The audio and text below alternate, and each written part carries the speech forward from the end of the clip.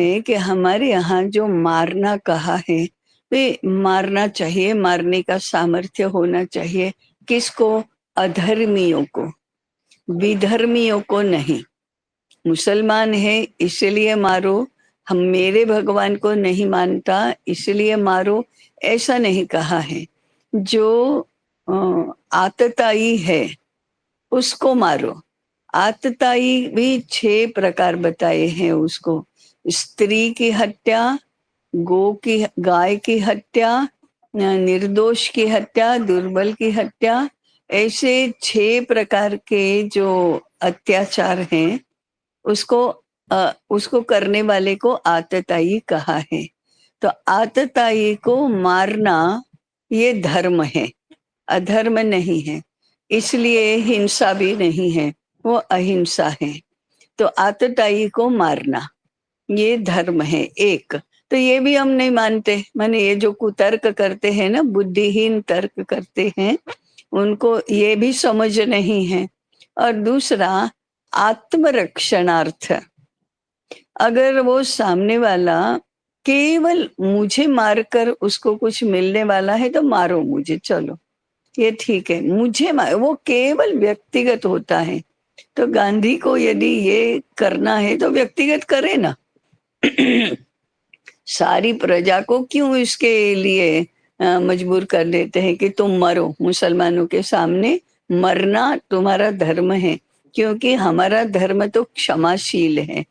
हमारा धर्म तो भोग माने माने हम हमारा धर्म तो त्याग करने में, आत्म त्याग करने में भी श्रेष्ठता मानता है।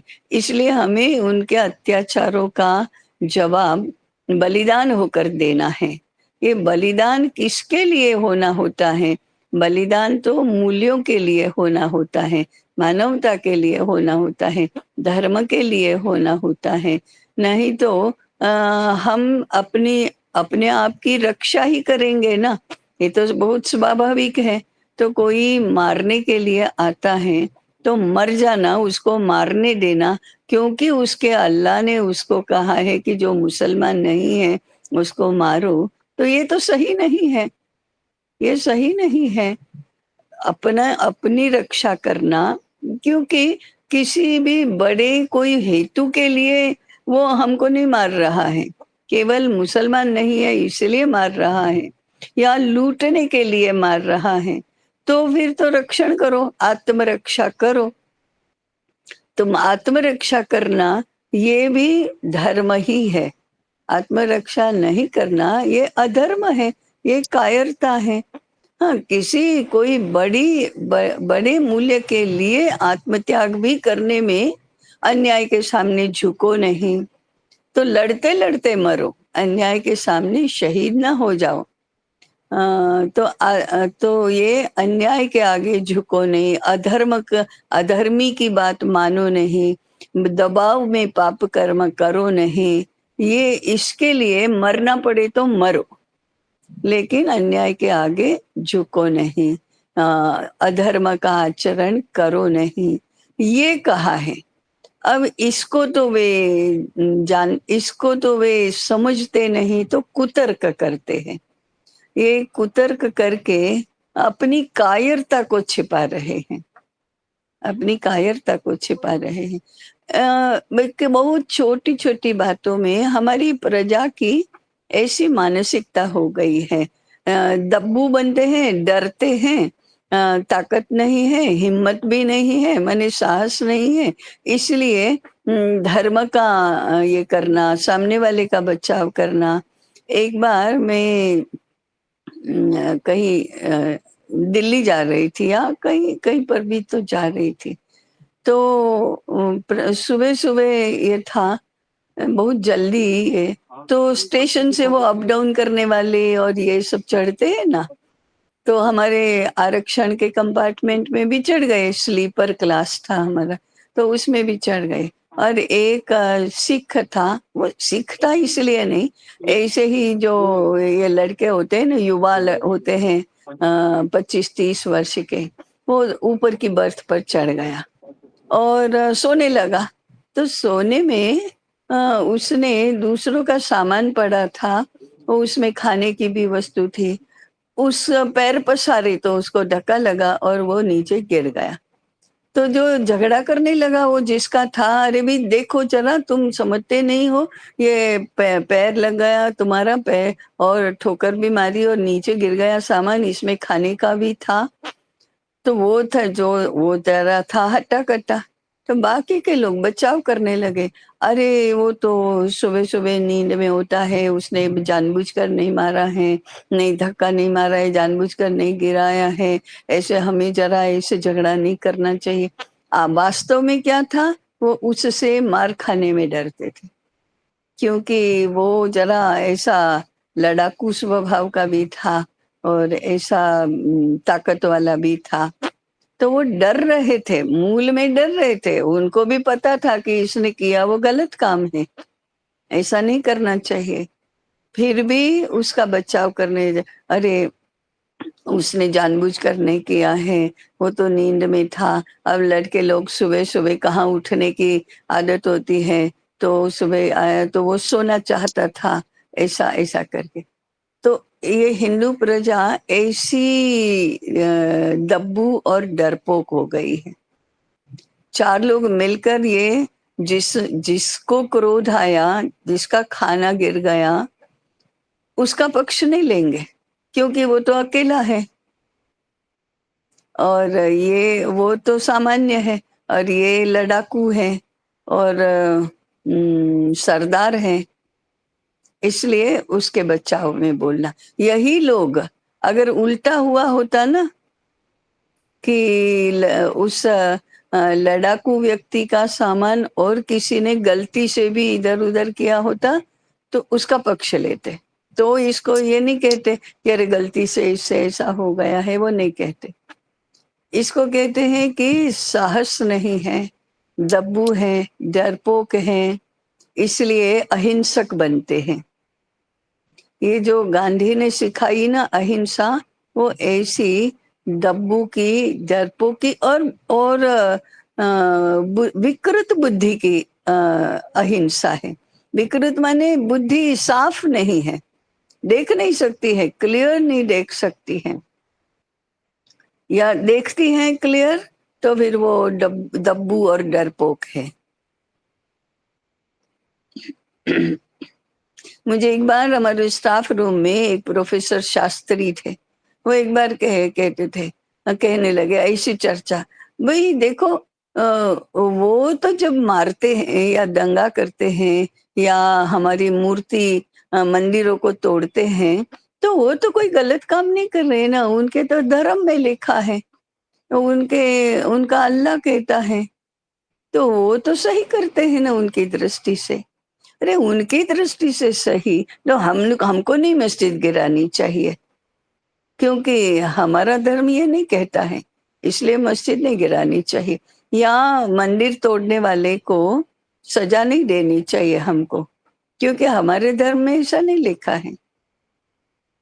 अब इसके ऊपर भी कोई धर्म होता है कि दूसरे के धर्म को हानि नहीं पहुंचाना, उसका भी आदर करना, ये नहीं लागू होता इनको। तो ये कौन है? शास्त्री हैं और डॉक्टर शास्त्री हैं, पढ़े लिखे हैं, प्राध्यापक हैं, हिंदू हैं, लेकिन तर्क ऐसा देते हैं।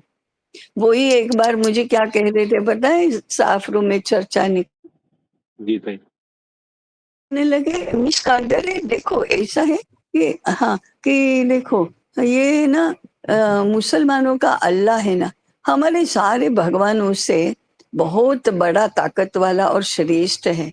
मैंने कहा ऐसा कैसे? तो कहते हैं देखो ना, हमारे लोगों को 33 कोटि भगवान हैं, किसी भी भगवान की एक छत्र सत्ता नहीं है पूरे हिंदू समाज पर। इनकी ताकत ही नहीं है और उनका तो पूरे विश्व में जितने भी मुसलमान होंगे, सबके लिए एक ही अल्लाह पर्याप्त है। तो अल्लाह बड़ा हुआ कि नहीं? अल्लाह ज़्यादा ताकत वाला हुआ कि नहीं? अब इनको क्या कहेंगे हम? इनके सामने कोई तर्क भी नहीं चलता। ये इनको तर्क करना आता ही नहीं है और ऐसा-ऐसा मन में भरा। फिर 10 मिनट के बाद मैं कुछ बोली नहीं। तो 10 मिनट के बाद कहते हैं कि ऐसा मत समझो कि मैं हिंदू नहीं हूँ। ये हिंदू मुस्लिम की बात नहीं, इनमें बुद्धि ही नहीं है। तो जब बुद्धि साफ नहीं होती है ना, तब ऐसे कुतर्क और ऐसे आते हैं। अब हम यदि कहेंगे कि मुसलमान की ये जो कहने वाला है, उसकी बुद्धि काम नहीं कर रही है या स्क्रू कहीं टाइट और कहीं ढीला रह गया है, इसलिए ऐसे तर्क करते हैं। तो ऐसा कहने वालों का पक्ष लेने वाले स्टाफ रूम में 4 मिल जाएँगे। और हमारा पक्ष लेने वाला मौन रहेगा। पक्ष एक तो पक्ष लेना किसका वो जानता नहीं और यदि हमारी बात सही है कि ये प्रोफेसर शास्त्री जो कह रहे हैं वो कुतर्क है, साफ बुद्धि का लक्षण नहीं है, इसके साथ सहमत होने वाले मौन रहेंगे। परंतु उनके साथ सहमत सहमत होने वाले मुखर हो जाएँगे, वो बोलेंगे। और ये जो सही पक्ष है कि ये अल्लाह और भगवान की तुलना ऐसे नहीं होती, ये गलत बात है, ऐसा मानने वाले मौन रहेंगे। ये समाज की ये स्थिति है। देव की परिभाषा की स्वीकृति ही नहीं है यहाँ। यहाँ तो देखो सब मनुष्य हैं, कोई राक्षस नहीं, कोई देवता नहीं, हम सब मनुष्य हैं, हम सब भारतवासी हैं, हम सब भारत के नागरिक हैं, हम सब एक समान हैं। वो बेवड़ा और ऋषि दोनों का मत तो समान ही है। एक मत उसका है, एक मत इसका है।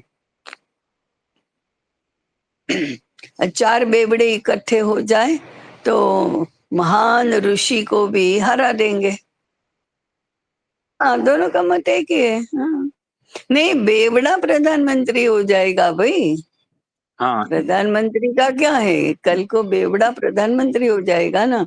नहीं हुए हैं क्या हमारे यहाँ? का है ना, तो फिर है, उसको सम्मान है, वह नागरिक है, समान अधिकार वाला है।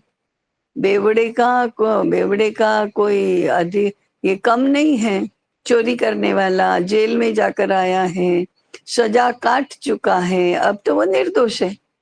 गुनाह किया, न्याय हुआ, सजा हुई और सजा पूरी हो गई, अब उसकी पार्टी कोरी हो गई।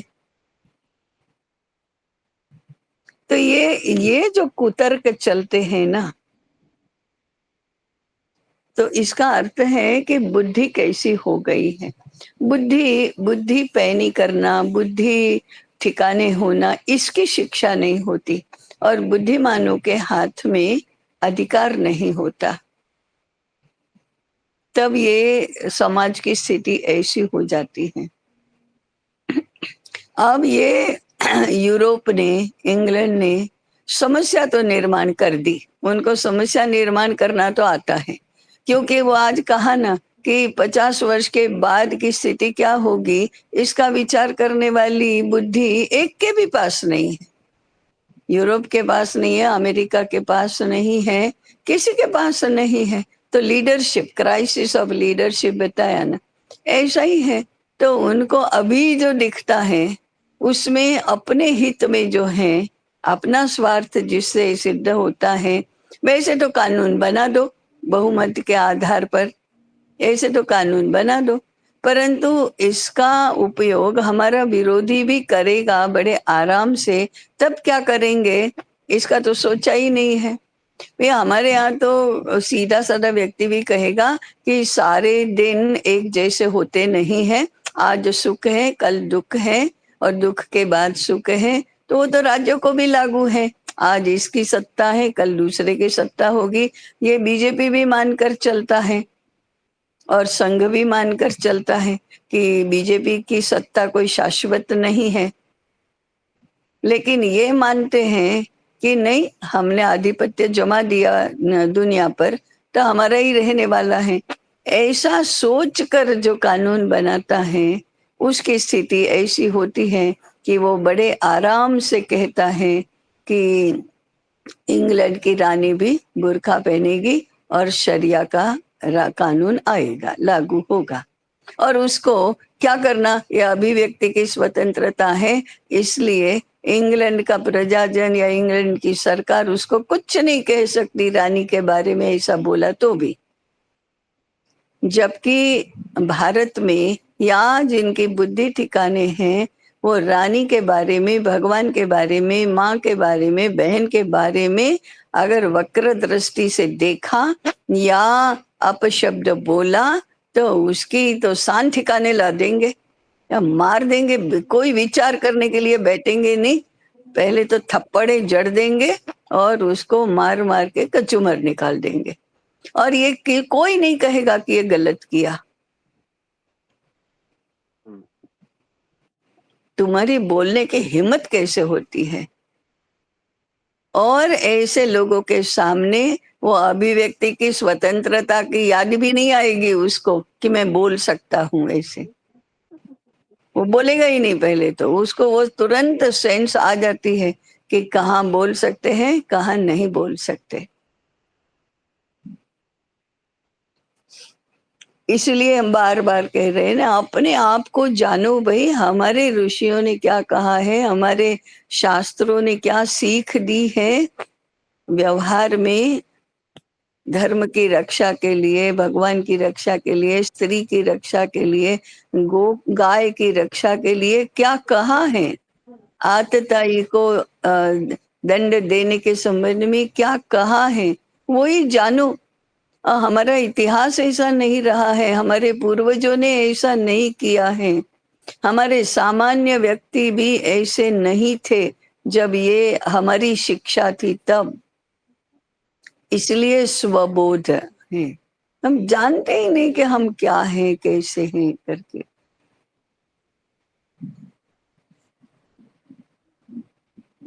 30% शत्रु बोध ये भी होना चाहिए, क्योंकि हम इतने इतने बाल बुद्धि हो गए हैं कि पता ही नहीं चलता कि ये मुसलमान क्या चीज है और क्या जोखम है इसमें। हम अज्ञानियों के स्वर्ग में रह रहे हैं। नहीं नहीं, हम अच्छे तो सारी दुनिया अच्छी, और हम अच्छे हैं तो दुनिया को प्रेम से जीतेंगे। लेकिन प्रेम भी तो दंड के रूप में आता है कहीं। हमें प्रेम है इसलिए तो बच्चों को 2 ठोक देंगे यदि उसने कुछ गलत काम किया तो प्रेम है इसलिए तो होता है क्रोध, इसलिए तो होता है दंड। क्यों पराये को नहीं मारते? आवाज पर लेते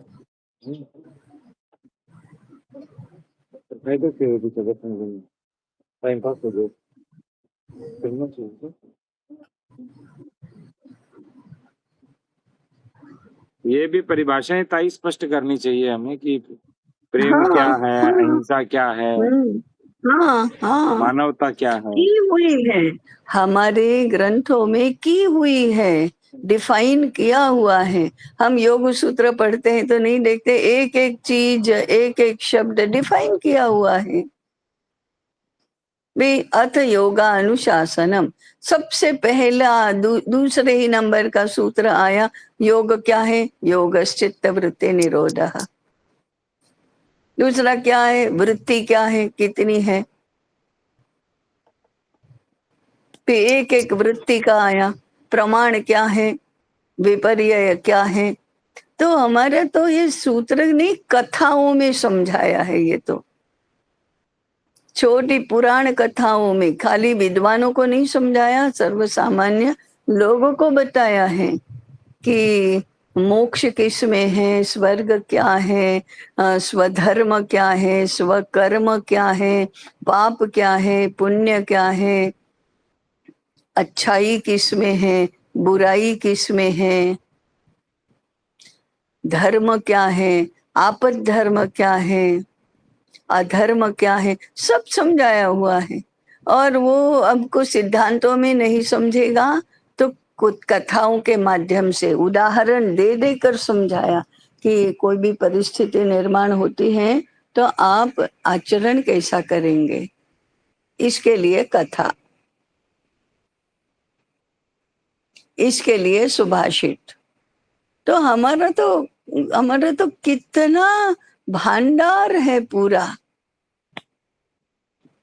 परंतु हमारा, जैसे आज बताया ना उन्होंने, गीता क्या है किसी मालूम ही नहीं अमेरिका जाने वाले को। भागवत क्या है कुछ मालूम ही नहीं, रामायण क्या है, वेद जानता ही नहीं कोई कि क्या है वेद। तो वो ही बड़े आश्चर्यचकित होते हैं, अरे भारत से आते हैं और आपको ये नहीं मालूम। आश्चर्य होता है उनको। और हमारा तो ऐसा ही है, पढ़ते हैं लेकिन इनका नाम भी नहीं सुना। देखने की तो बात ही कह रही, पन्ने पलटने की तो बात ही कर रही, पढ़ने की तो बात ही नहीं है, नाम भी नहीं जानते हैं। अरे हाँ, वो ट्रेडिशनल, अरे वो ऑर्थोडॉक्स, अरे वो ओल्ड एज का, अरे वो संस्कृत। अब बताओ, स्वबोध की विस्मृति नहीं है तो क्या है ये।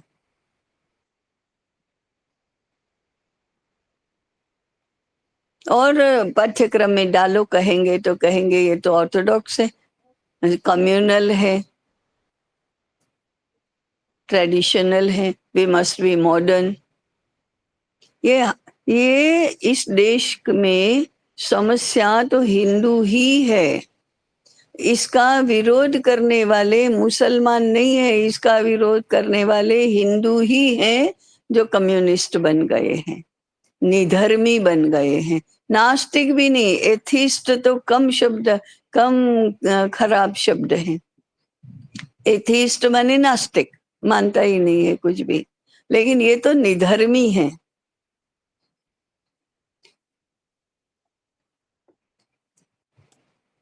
इनकी ना तो कोई बुद्धि काम करती है, ना इनको भावना काम करती है।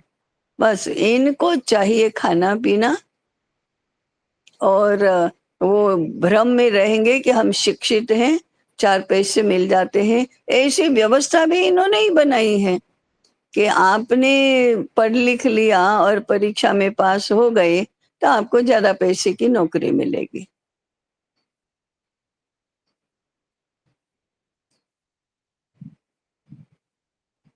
उद्योग धंधे सब समाप्त कर दो, काम करो ही नहीं, उत्पादन करो ही नहीं, लाओ यंत्रों को, लाओ संसाधनों को जो बिजली बनाए और यंत्रों को चलाए,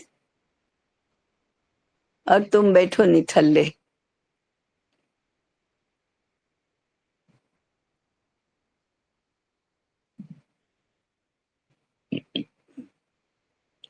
हमारे यहाँ घर बनाना है या किसी भी काम के लिए एक वृक्ष काटने की जरूरत है तो पूर्व में 4 वृक्ष लगाओ, वो बड़े हो जाए, उसके बाद एक वृक्ष काटो।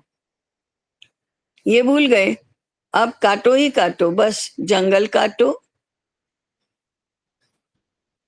वृक्ष काटो, और क्या बनाओ, सड़क बनाओ।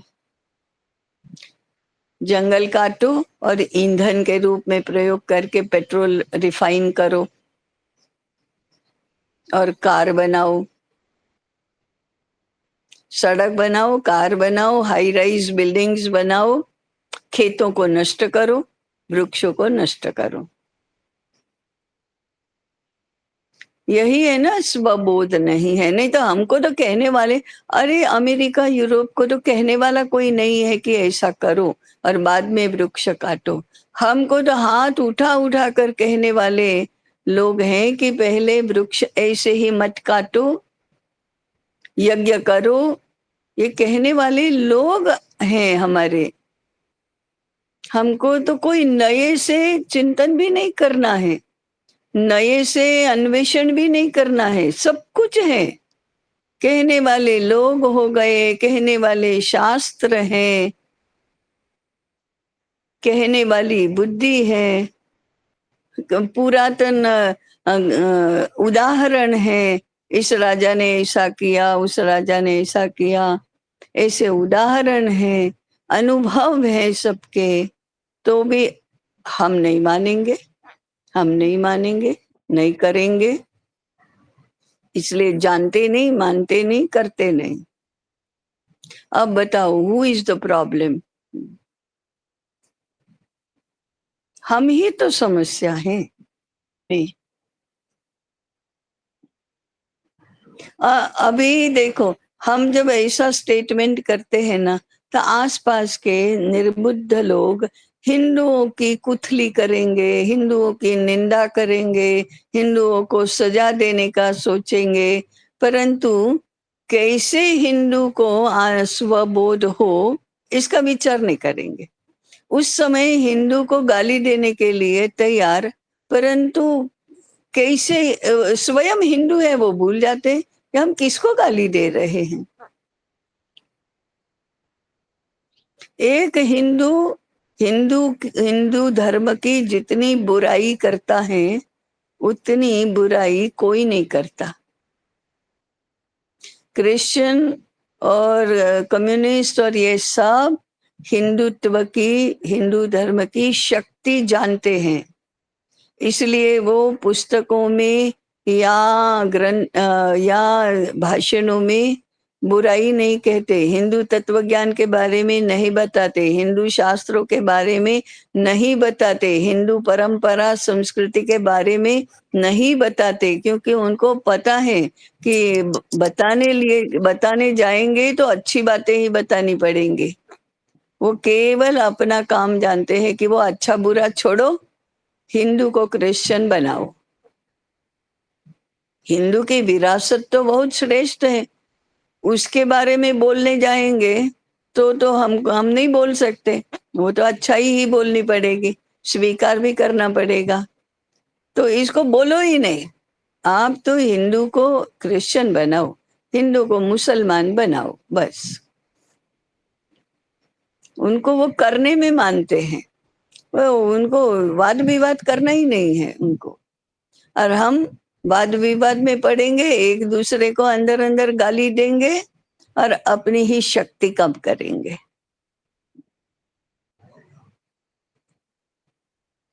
और फिर ये मुसलमान धर्मांतरण कर रहे हैं, और फिर ये तो कभी सरकार बना देंगे। उनका तो कितना सुविचारित प्लान है। किसकी प्रशंसा कर रहे हो भाई? उसका तो प्लान है। वो पोप आकर कहता है कि now this millennium is Christian millennium, पूरे विश्व को हम क्रिस्ती बनाएंगे। वो यहाँ आकर भी कहता है, और हम कहते हैं देखो ये क्रिश्चियन, उनका तो प्रण है, उनका तो निर्धार है, मुसलमानों का तो निर्धार है। पैन इस्लामिज्म, इसको तो मुसलमान मुसलमान भाई भाई, क्रिश्चियन तो पूरे विश्व में छा जाने की बात करते, और छा जाएंगे। देखो उनकी तो स्ट्रेटजी है, पूरी प्लानिंग है। अरे तो तुम क्या करते हो? तुमको मारने के लिए ये सारी इनकी प्लानिंग हो रही है, और तुम अप्रिशिएट करते हो स्टाफ रूम में बैठे बैठे। ये जो है ना कि हम हिंदू हैं, इसका कोई बौद्धिक बोध नहीं है, बुद्धिमान है ही नहीं, बोध ही नहीं है। अरे ये हमको मारने के लिए ये फांसी तैयार हो रही है, इसका बोध नहीं है। अरे वो बकरे को भी इंस्टिंक्टिवली पता चल जाता है कि ये मुझे मारने के लिए गले में माला पहना रहे हैं, तो उसको तो अंदर से पता चल जाता है कि ये मारने वाले हैं। ये अगर छुरे की धार तेज कर रहा है ना, तो बकरे को भी पता चलता है, और हमको पता नहीं चलता। क्यों? सामने पिज्जा है, पास्ता है, ब्रेड है, बटर है, सूट है। अब बताओ ये हिंदू समाज को क्या करना? एक एक को मार मार कर कचूमर निकाल देना चाहिए पहले तो। मैं कभी कहती हूँ कि ऐसे लोग जो है ना इतने निर्बुद्ध और ऐसा तर्क करते हैं, उनको एक बार पकड़ो और बर्फ वाले पानी में डुबाओ, 2-4 बार डुबाओ, फिर उसकी अक्ल ठिकाने आएगी, थोड़ी सुनने के होश आएंगे। तब तक सुनने के होश नहीं आएंगे। या 7 दिन तक भूखा रखो इनको, फिर होश आएंगे। अभी तो होश ही नहीं है, किसी की बात सुननी ही नहीं है उनको।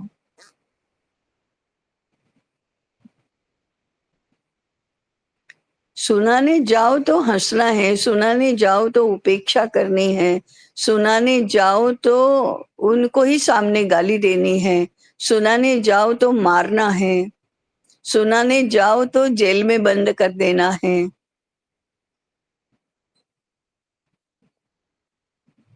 तो इनको होश कब आएगा?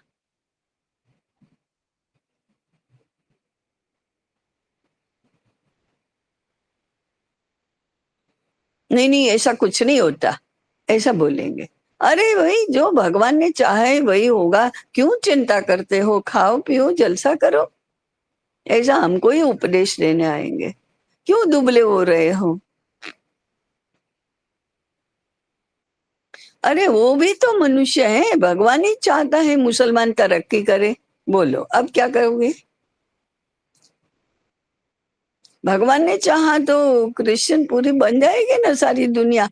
तो तुम्हें क्या आपत्ति है? चर्च में जाना, जैसे मंदिर में जाते हो तो चर्च में जाओ, इसमें क्या गलत है, क्या गड़बड़ क्या हो गई? ऐसा बोलने वालों को क्या करेंगे आप?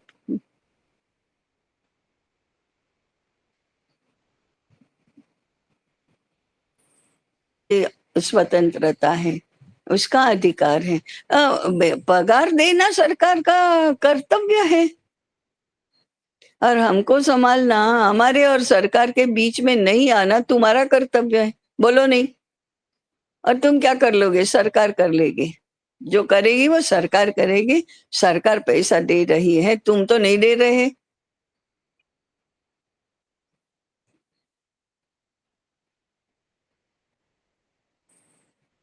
अभी हमारी गोष्ठी लातूर में थी ना पिछले वर्ष, तो वहाँ वो अनुदान माने, वो पहले तो वो बिना अनुदान के संस्था चलती थी, विद्यालय है वहाँ, आवासीय विद्यालय, और आसपास के 600 सवा 600 गांवों से छात्र आते हैं।